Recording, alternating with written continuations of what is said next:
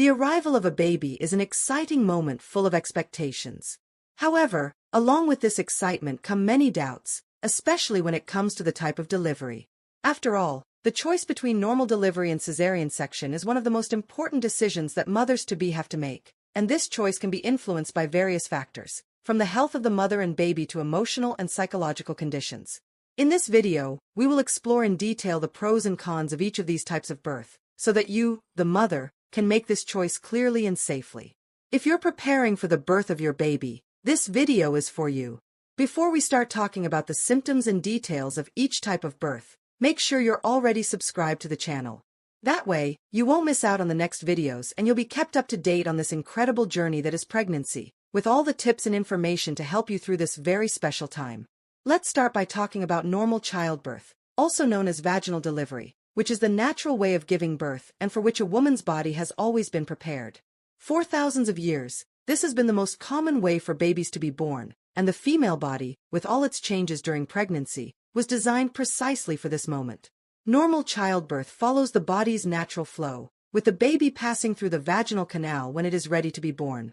One of the biggest advantages of this type of birth is that it is usually less invasive, meaning it doesn't require major medical interventions or surgery.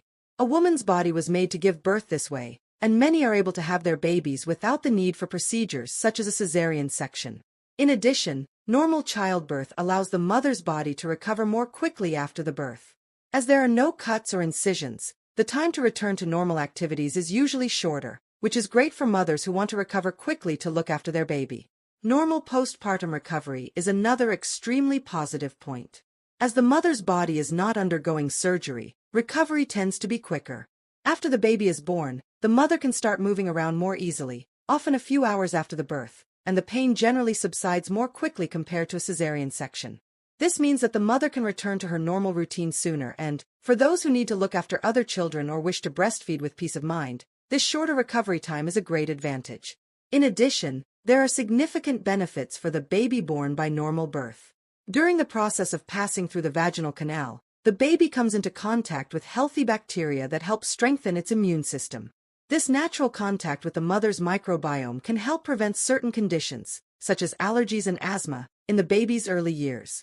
Another important point is that during labor, the mother's body releases hormones that prepare the baby for the outside world, helping to mature the lungs and other vital organs.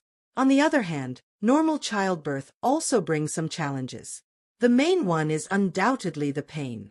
The contractions, which begin lightly, intensify as labor progresses and can become quite painful, especially during the baby's expulsion phase. For many women, this is the biggest fear when thinking about normal childbirth.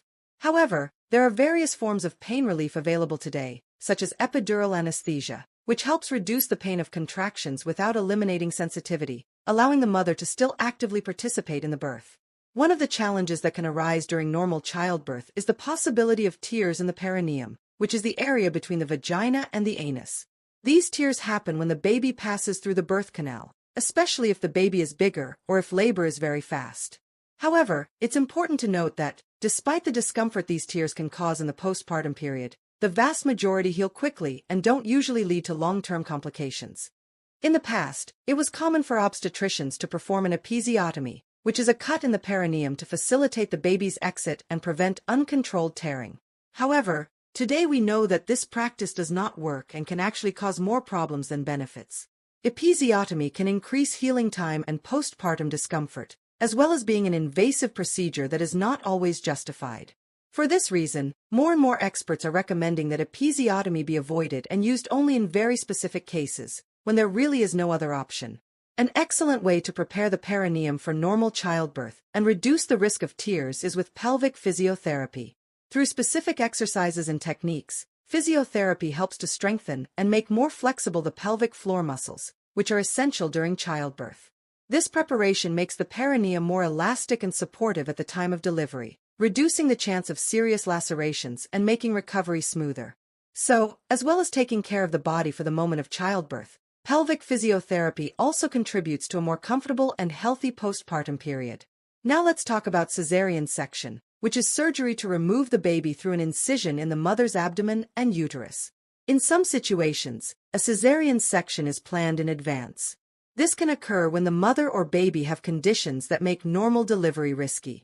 Some of these conditions include placenta previa, where the placenta blocks the exit from the uterus, or when the baby is in a pelvic position, sitting up, which can make it difficult to pass through the vaginal canal.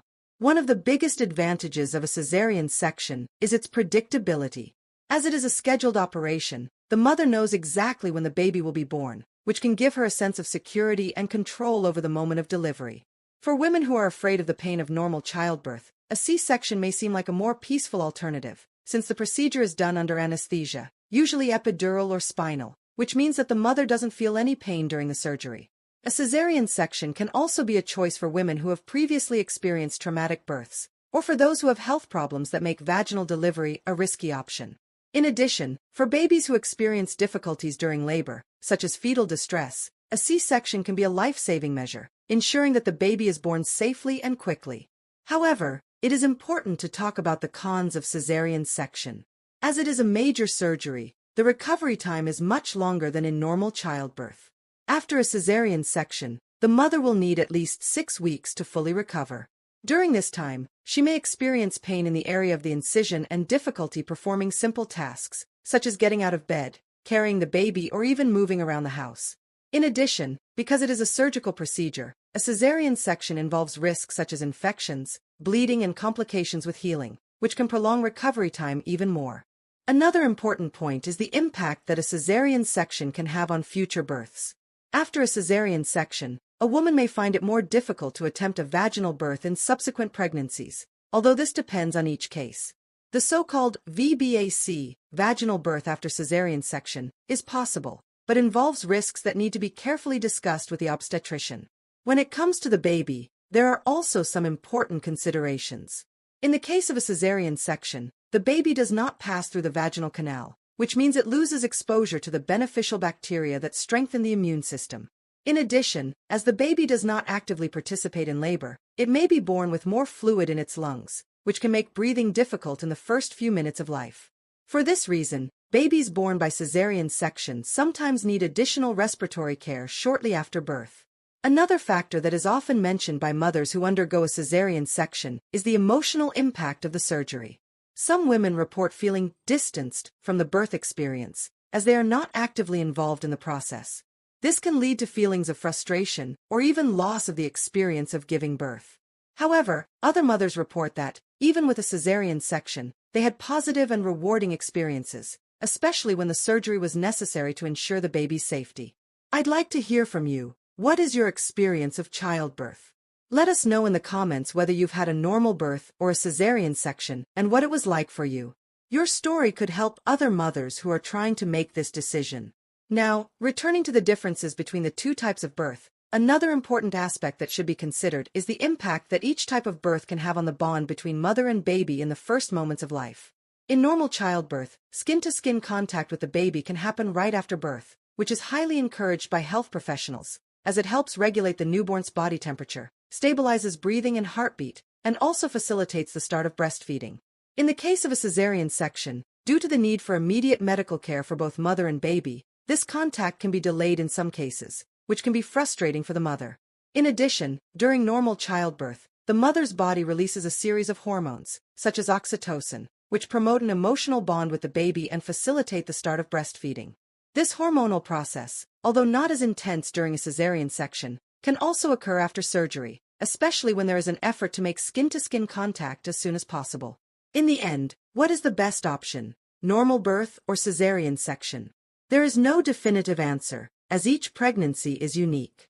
The most important thing is that you make the decision together with your obstetrician, taking into account the risks, advantages, and specific needs of each case. Regardless of the type of delivery, what really matters is the safety of mother and baby, and that both can have a healthy and positive birth experience. If you liked this video and it helped you in any way, don't forget to leave a like. It helps us a lot. And of course, subscribe to the channel so you don't miss any content about pregnancy, childbirth, and the postpartum period. See you in the next video.